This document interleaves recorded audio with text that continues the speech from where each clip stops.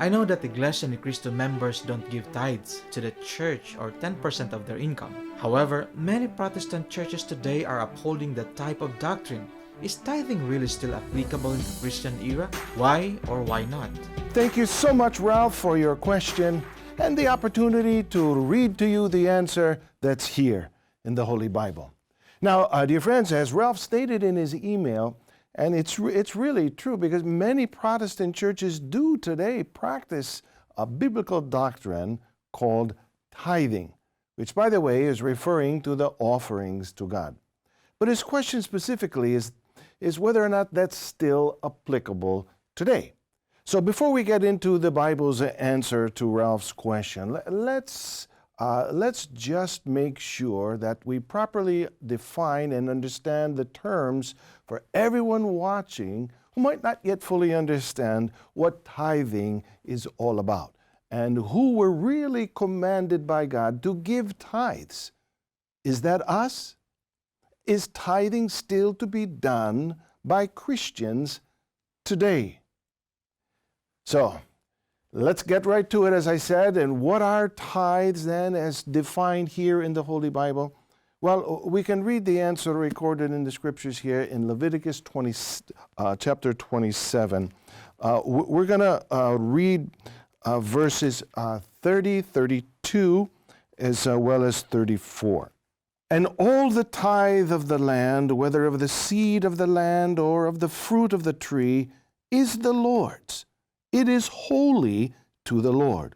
And concerning the tithe of the herd or the flock, of whatever passes under the rod, the 10th one shall be holy to the Lord. These are the commandments which the Lord commanded Moses for the children of Israel on Mount Sinai.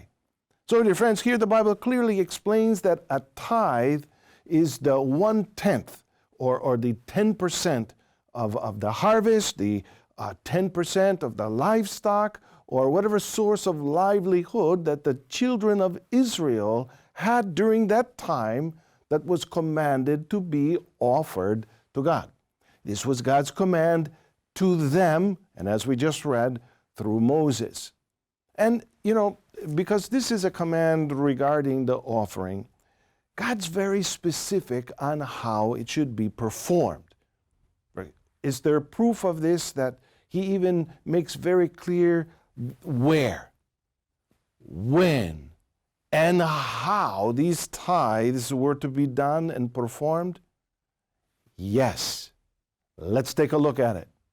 And the first is where. Where was the nation of Israel instructed by God to bring their offerings or tithes? Well, we can also read that answer in Deuteronomy chapter 12, verse 11, and it says that here like this. The Lord will choose a single place where He is to be worshipped, and there you must bring to Him everything that I have commanded. Your sacrifices that are to be burned, and your other sacrifices, your tithes, and your offerings, and those special gifts that you have promised to the Lord.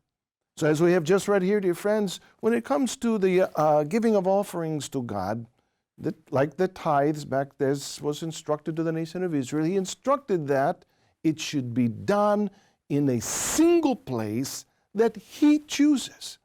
And He chose those to be brought to Him in the worship service offered to Him.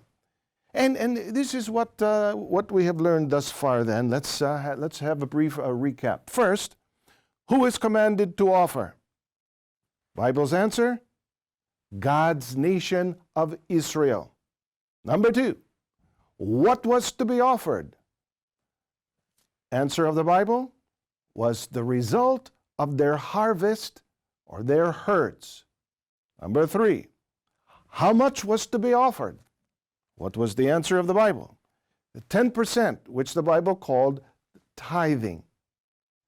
How about when we ask where to offer? Answer of the Bible, in the place chosen to hold worship service. And how about the when question? Answer of the Bible, during the worship service. So, now that we can better understand, first of all, what tithes are, or the offerings that were commanded by God in the Old Testament to the nation of Israel. In order to answer Ralph's question, however, if tithes, he asks if tithes like that are still applicable in the Christian era. We need to learn, we need to understand what are God's commands regarding these things in the New Testament. All that God has instructed regarding offering now. Well, let's go ahead and open up the Bible once again to begin responding. We turn to the writings of Apostle Paul, 2 Corinthians 9:7, which reads this way. So, let each one give as he purposes in his heart, not grudgingly or of necessity, for God loves a cheerful giver. Here we can see, dear friends, what God commands the Christians. He was specific. He specifies, first of all, who should give. What did he say? Each one should give. What else was the instruction? How much should each one give? What was the Bible's answer? We just read it together. He said, what he purposes in his heart. So not a 10% anymore. Now it's what the person purposes in their heart. It's from their heart. And what else was answered in this verse? How one should feel when he does offer. What's the expectation of God that we just read through the writings of Apostle Paul here? He's looking for a cheerful giver. What other instructions are given to Christians regarding their offerings? We can also read in 1 Corinthians, this time we read in 1 Corinthians chapter 16, verse 2, this commandment of the Lord concerning offerings is given. On the first day of every week, each one of you should set aside a sum of money in keeping with his income, saving it up, so that when I come, no collections will have to be made. In this verse, dear friends, we can read what is to be offered. What is it?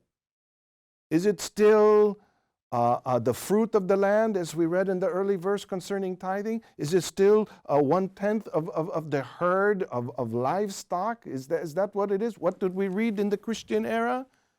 Money was set aside in accordance with their income. How about the question on how it should be prepared? Apostle Paul also answered that. It should be set aside or budgeted weekly. How about God's command on the place where one should give their share, give their offerings they have set aside for him? That is answered in Hebrews chapter 13, verses 15 and 16, wherein this is instructed. Through him then, let us continually offer up a sacrifice of praise to God. That is, the fruit of lips that acknowledge his name. Do not neglect to do good and to share what you have, for such sacrifices are pleasing to God.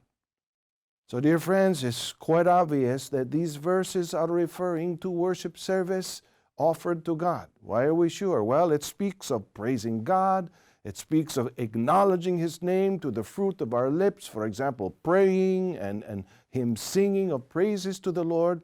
And we can see that God gave commandment concerning offering. What did he say?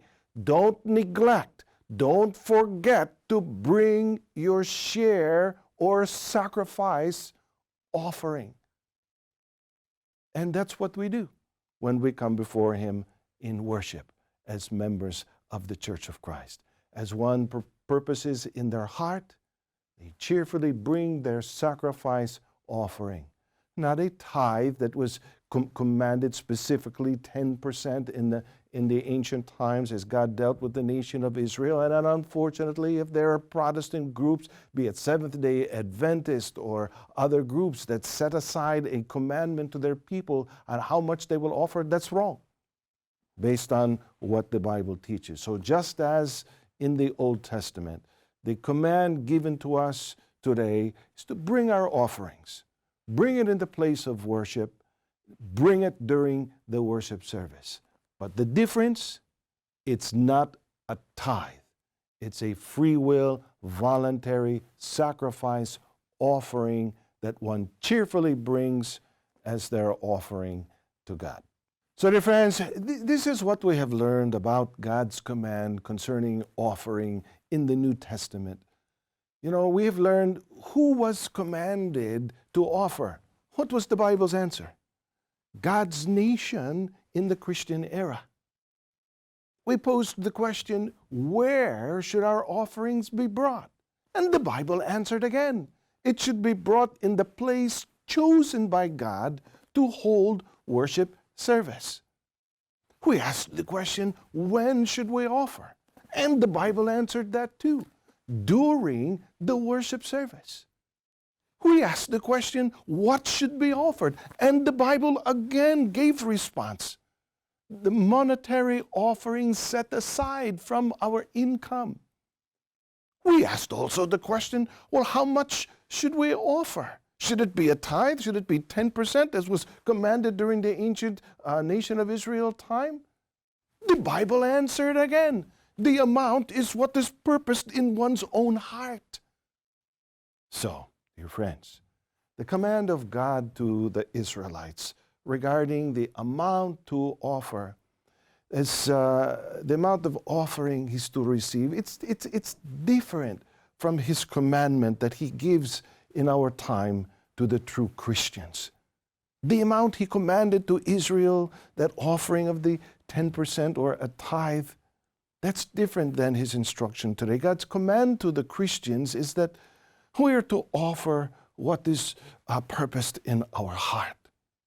Well, it could be 10%, or it could be more than 10%. It is what is purposed in one's own heart. Therefore, the answer to Ralph's question regarding if tithing is still applicable today in the Christian era is a resounding no. We have learned that God is very specific when it comes to offerings to Him. The tithing that others are enforcing today, where 10% is taken, some of them even take it out of a person's bank account in order to make sure they give their tithe, that's way outside of what God is commanding from His people today. Tithing cannot be enforced today because God did not command tithing for His people today. This is what we believe. This is what we do inside the Church of Christ. Why? Because that's in the Bible. Dear friends, when you're ready to learn more about the fundamental teachings found here inside the Church of Christ, please visit incmedia.org. There, you'll find various series of programs dedicated to answering your spiritual questions, and you can also follow us on our Facebook pages, Iglesia ni Cristo News and Updates and Iglesia ni Cristo Media, where you can view more of our shows and see how the church gets involved and interacts with the communities. You can find also a worship service and a house of prayer near to your home. Visit the iglesianicristo.net. There you'll find a directory of houses of worship. Find the one that's near to you, and you can go there, join with us, meet the minister, meet the brothers and sisters inside the Church of Christ, learn the basic fundamental teachings we embrace here inside the church. Join us in worship. And if you have questions that you'd like even answered here on the show, please email them to answers@incmedia.org. Thanks for joining us. We'll see you again next time on That's in the Bible.